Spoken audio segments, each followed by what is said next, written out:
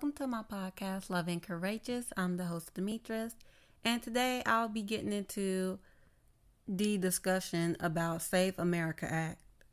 The Safeguard American Voter Eligibility Act, or also known as Save America Act, is a legislation that requires documentary proof of U.S. citizenship to vote, a bill that Republicans were trying to pass. This bill, Donald Trump says, is to improve fixing U.S. elections that he say are rigged and stolen. And Donald Trump is referencing back to the 2020 election that he claims was rigged when there is no evidence to prove that. Donald Trump even made a post on X in support of the Save America Act, stating American citizens and only American citizens should decide American elections. However, only American citizens can vote. In America, it is illegal for non-citizens to be voting. It has been illegal in the U.S. federal elections for more than a century, and is a crime that can lead to fines, deportation, and imprisonment. The Save America Act bill was approved by the House in a 218 versus 213 vote. Every Republican voted yes for the bill, and majority of Democrats voted against the bill besides one, Representative Henry Cuellar, that represents Texas. The 32-page legislation requires states to obtain documentary proof of citizenship in person, such as birth certificate, photo ID, or American passport, from someone in order to register to vote in a federal election. And there's also a new rule for mail-in ballots requiring voters to submit a copy of the eligible ID when requesting and casting a absentee ballot.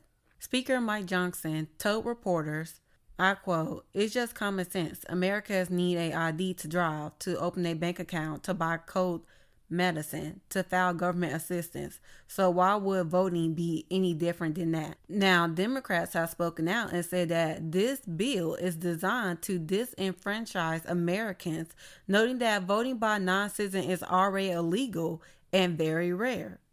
House Minority Leader Hakeem Jeffries said, I quote, "This is a desperate effort by Republicans to distract. The so-called SAFE Act is not about voter identification. It is about voter suppression, and they have zero credibility on this issue." Trump has also raised alarms by suggesting recently that Republicans should nationalize elections, and he teased a new executive order writing on social media, I quote, "There will be a voter ID for the midterm elections, whether approved by Congress or not." Now, a lot of states already take steps to verify citizenship for newly registered voters, and 36 states also require voters to show a ID to cast a ballot, with some mandating it to be a photo ID, while others allow additional options such as a bank statement. Like in my state, we have to show a ID to vote. So what Trump is saying don't even make logic sense when you already need to show your ID to vote. The Save America Act is not a good bill, and the reason why is because a lot of U.S. citizens don't even have documentary proof of citizenship. 9% of all eligible voters do not have access to documentary proof of citizenship. 52% of registered voters do not have an unexpired passport with their current legal name. And 11% of registered voters do not have access to their birth certificate. And birth certificates often lack information that matches a person's current identity. For a prime example, someone who has changed their name through marriage or court order may need to present a third document, such as a marriage certificate, to join their proof of citizenship with their proof of identity, such as a driver's license, further decreasing the likelihood that a voter will have the appropriate documentation on hand to successfully register. This Save America Act can also have consequences for election officials and election administration. For people that register by mail, the Save America Act requires documentary proof of citizenship to be delivered in person to an election office, nullifying the benefits of mail registration. And in this legislation, it does not clarify how documentary proof must be submitted for online registration, leaving election officials without clear guidance on acceptable delivery methods. This increases the risk of inconsistent implementation across jurisdictions and places election officials in the position of making high-stakes judgment calls without clear statutory direction. The Save America Act also exposes election officials to heightened legal and personal risks. It establishes criminal penalties for officials who register an applicant who fails to present documentary proof of citizenship, even if the applicant is a U.S. citizen. This legislation authorizes private individuals to sue election officials under the same circumstances. The House is also considering a third piece of legislation, the Make Elections Great Again Act, also known as MEGA, which includes both the documentary proof of citizenship and photo ID requirements of the Save America Act, as well as broader changes to election technology and mail voting. So I'm going to go into more depth of what the MEGA Act is going to do. So like I said, it does the same two things that the Save America Act does: require documentary proof of citizenship and require voters to provide photo ID. But it also bans universal mail voting, the automatic mailing of ballots to all eligible registered voters, also require mail ballots be received by election day to be counted, require election offices to process mail ballots upon receipt, but delay tabulation until polls closes, and require voting systems to use voter verifiable paper ballots, among other adjustments to voting technology. The Save America Act, it was passed in February in the House, but it wasn't passed in the Senate yet. And I think this is just so funny how Trump and his team were trying to pass this, of course, before midterm elections. I think that is so funny. They trying to hurry and get that crap passed because they know a lot of people are about to be voting and they feel like they about to lose some seats. So if you have not, please make sure you go out and vote. Midterm elections is very important. Please make sure you go out and vote. Also, I made an episode a long time ago. It's called Midterm Elections. If you have not listened to it, make sure you do. It's just basically going over what midterm election is and who you vote for.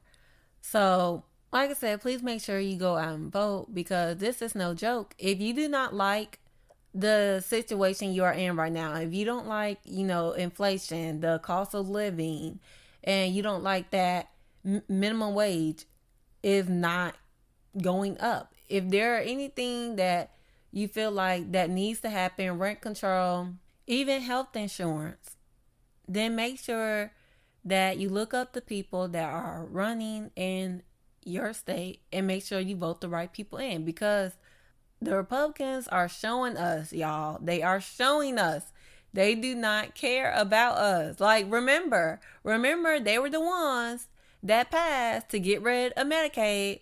So if you care about healthcare, even if it's not for you, just think about everybody else. Vote for the right people. So hopefully majority of them get out because, oh my goodness, if they don't, it's going to be hell. A lot of people that vote Republican are going to shoot themselves in the foot. And I honestly do not want to hear it at all. If you vote for Republican, then you're still upset. You're still struggling. I don't care. Be quiet. Because the only ones that have the rights to be mad are the ones that voted for the right people. So please make sure you vote the right people in because that's the only way this nightmare will end. Now it's time for the Black History Fact. Black History Fact will be about Jesse Jackson. Jesse Jackson was a prominent civil rights leader who worked with Dr. Martin Luther King Jr., focusing on direct action, economic empowerment, and political mobilization. He also led a lot of sit-ins at restaurants and libraries. Here are a few things that he did when he was alive. In 1963, he did a Greensboro sit-in. As a student, Jesse Jackson led protests to desegregate libraries, restaurants, and theaters in North Carolina. 2 years later, in 1965, he joined the Southern Christian Leadership Conference, also known as SCLC, and participated in the Selma to Montgomery marches. He also participated in the Operation Breadbasket between 1966 till 1971. Appointed by Martin Luther King Jr. to head the Chicago branch of the Southern Christian Leadership Conference Initiative, which used selective buying boycotts to pressure corporations into hiring black employees. He also participated in the Chicago Freedom Movement. In 1966, he helped organize efforts to fight for open housing and school desegregation. And he was a part of the Operation Push, founded back in 1971. Founded People United to Save Humanity, to focus on economic empowerment, educational initiatives for people of melanin, and business opportunities. Even after Martin Luther King Jr. assassination, Jesse Jackson did not stop. He participated in international activism, worked to free U.S. prisoners in foreign countries, and spoke out against apartheid in South Africa. And last but not least, he participated in memorials for victims of racial violence such as George Floyd.